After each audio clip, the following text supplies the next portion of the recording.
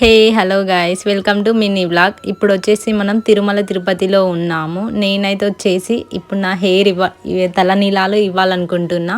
So ఇది ఇప్పటి కోరిక కాదు, నేను ఒక 7-8 ఇయర్స్ బ్యాక్ కోరుకున్న కోరిక. సో అప్పుడే ఇవ్వాల్సింది, నేను ఇవ్వలేదు భయపడి. ఇంకా ఫైనల్గా ఆ డే వచ్చేసింది. నేను ఎప్పటి నుంచో తిరుపతికి రావాలి అనుకుంటున్నా, కానీ ఫైనల్గా రీచ్ అయిపోయిన తిరుపతిలో.